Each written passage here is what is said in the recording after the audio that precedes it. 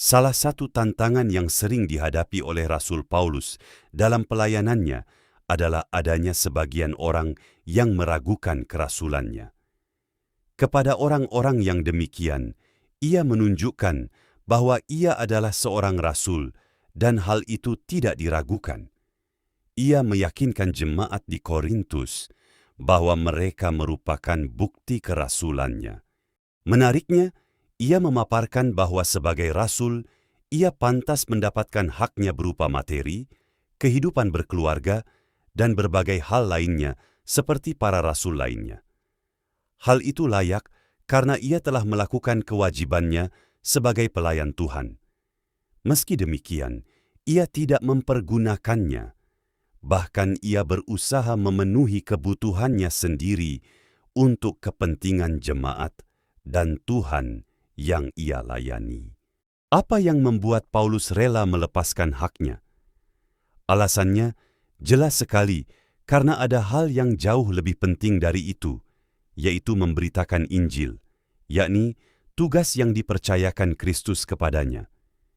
Dari sini, kita diingatkan kembali bahwa tujuan tertinggi dalam melayani adalah melakukan kehendak Kristus dan membawa kemuliaan baginya. Sebagai manusia, tentu saja kita membutuhkan materi.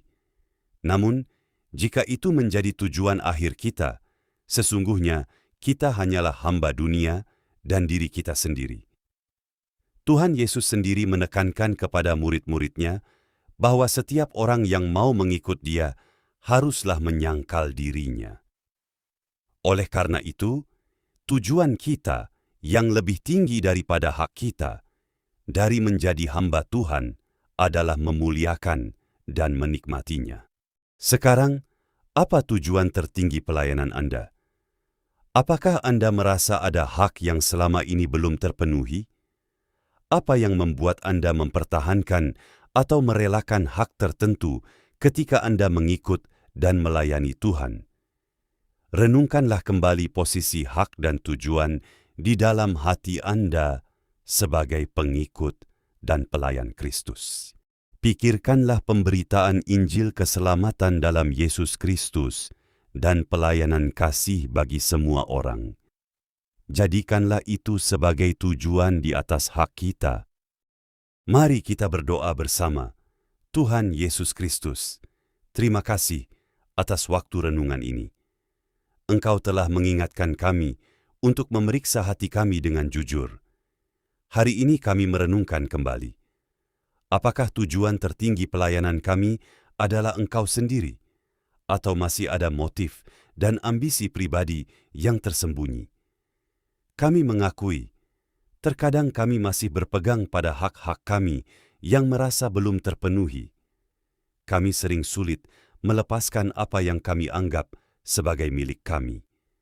Tuhan, tolonglah kami. Bersihkan hati kami dari segala tuntutan dan pengharapan yang salah.